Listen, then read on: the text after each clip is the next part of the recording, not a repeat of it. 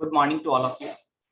आज हम बात करते हैं सर्कुलर 159 जो कि 20 सितंबर 2021 को इश्यू किया गया है regarding clarification of the doubt related to the scope of intermediary. Intermediary की डेफिनेशन सेक्शन 2 क्लॉज 13 में दी गई है। क्या है? Intermediary means broker, an agent और any other person by whatever name called who arrange or facilitate, important word क्या है, arrange or facilitate the supply of the goods or service or both or securities between two or more person but does not include the person who supplies such goods or services or both or security on his own account। ये definition दी गई है, इसको compare किया गया है service tax के साथ में। The concept of the intermediary ये हमने कहां से लिए? सर्विस टैक्स रिजिम से लिए। कंपेयर किया सर्विस टैक्स के रूल 2F के साथ में और इन्होंने कहा कि सिर्फ एक ही डिफरेंस है, वो है कि supply of the security in the definition of intermediary in the GST law. सिर्फ एक वर्ड ऐड है कि सप्लाई ऑफ द सिक्योरिटी भी हमने ऐड किया है, otherwise the concept is same. कुछ पॉइंट को एक्सप्लेन किया गया है कि इंटरमीडिएरी के ट्रांजैक्शन में 3 पार्टी होनी चाहिए। इसमें एक पार्टी जो कि मेन सप्लाई प्रोवाइड करती है एंड दूसरी पार्टी जो एंसिलरी सप्लाई प्रोवाइड करती है टू द मेन सप्लाई। कई एग्जांपल दिए गए हैं। द टू डिस्टिंक्ट सप्लाई मतलब एक मेन सप्लाई होनी चाहिए और एक एंसिलरी या इंसिडेंटल सप्लाई होनी चाहिए। Intermediary service provided to have the character of an agent or broker or any other similar person। ये बहुत बढ़िया एनालिसिस है। इन्होंने कहा कि जो डेफिनेशन दी गई है इंटरमीडिएरी की वो इंक्लूसिव नहीं है, but use the expression means. क्या मतलब हुआ? नॉर्मली कोई भी डेफिनेशन हो वो 2 तरीके से स्टार्ट होती है, आइदर मींस और इंक्लूड्स। जैसे अगर आप सप्लाई की डेफिनेशन को रिकॉल करेंगे तो supply includes all forms of supply such as, but कुछ डेफिनेशन मीन से स्टार्ट होती है। मीन्स का मतलब वाइडर इन स्कोप नहीं है। यही बात इन्होंने कही कि use the expression means and therefore it does not expand the definition by any non expression of expansion such as and includes. आपको क्लियर हो गया होगा कि जैसे सप्लाई की डेफिनेशन में इंक्लूड्स वर्ड किया गया है और वहां पे अगर आप डेफिनेशन देखेंगे 8 type of the different word use किया गया है, sale, transfer, barter, exchange, lease, licence, rental और डिस्पोजल एटसेट्रा। तो उनके पहले क्या किया गया? सच एज मतलब सिमिलर नेचर का कोई और ट्रांजैक्शन भी सप्लाई हो सकता है। The use of the expression arrange और facilitate in the definition of intermediary suggests the subsidiary role for the intermediary. Repeating again, expression arrange or facilitate in the definition of intermediary suggests the subsidiary role for the intermediary. It must arrange or facilitate some other supply which is the main and does not himself provide the main supply. Therefore, role of intermediary is only supportive. 3.4 does not, it says that it does not include the person who supplies the such goods or services on his own account। इसका मतलब क्या हुआ? ये बात clear है कि अगर कोई पर्सन अपने अकाउंट से ही सप्लाई करता है, मतलब प्रिंसिपल टू प्रिंसिपल है, तो वो ट्रांजैक्शन इंटरमीडिएरी नहीं माना जाएगा। The definition of intermediary does not include the person who supplies such goods। यहां पे such word को हाईलाइट किया गया है।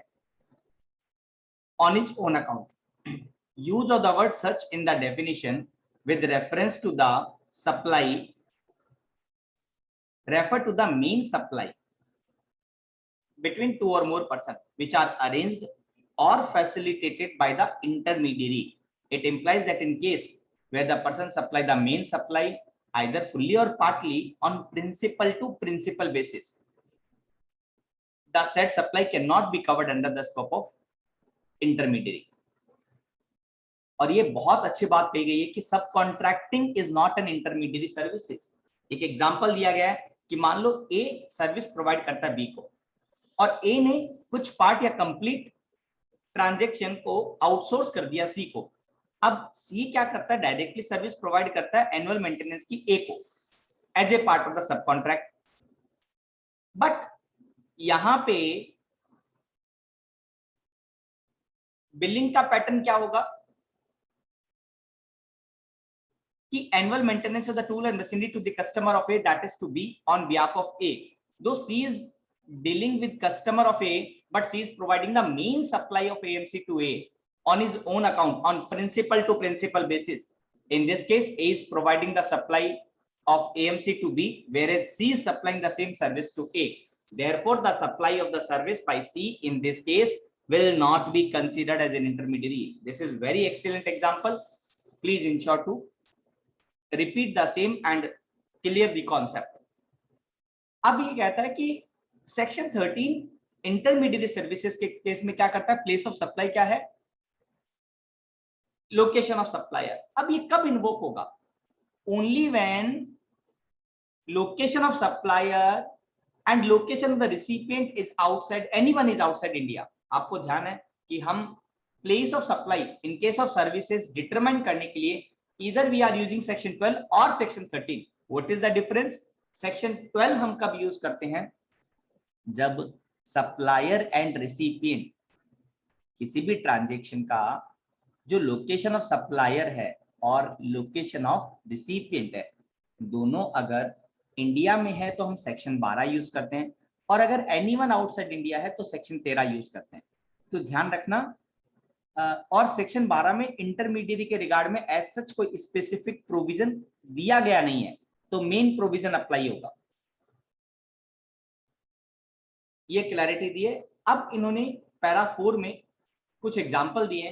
पहला एग्जाम्पल है कि ए मैन्युफैक्चर करता है, सप्लाई करता है मशीन, सी हेल्प करते हैं ए को in selling the machine for identifying the client who can purchase the machine, contract finalization में हेल्प करते हैं। तो क्या होगा, transaction between A to C is an intermediate. So C क्या है, इंटरमीडिएट सर्विस प्रोवाइड करते हैं ए को, क्योंकि इनकी कोई मेन सप्लाई नहीं है। एग्जांपल नंबर 2, ए एक सॉफ्टवेयर कंपनी है which develop the software for the client as per the requirement. A के पास में कॉन्ट्रैक्ट है बी को कुछ कस्टमाइज सॉफ्टवेयर प्रोवाइड करने का। तो ए ने क्या किया कि डिजाइनिंग का काम, डेवलपमेंट का काम सी को प्रोवाइड कर दिया, आउटसोर्स कर दिया। C may have to interact with B directly to know the specific requirement, designing, etc. But यहाँ पे C क्या इंटरमीडिएट सर्विस प्रोवाइड कर रहा है, answer is no, C main service provide कर रहा है डिजाइनिंग की, डेवलपमेंट की to A. Therefore, C is not an intermediary in this case. एक एग्जांपल और है, एक इंश्योरेंस कंपनी P जो कि आउटसाइड इंडिया लोकेटेड है, required to process insurance claim of its client in respect of the insurance service being provided by P to its client. अब for processing insurance claim, P decide to outsource this work to some other firms. For this purpose, he approached Q, who is located in India, for arranging the insurance claim processing services from other service provider in India.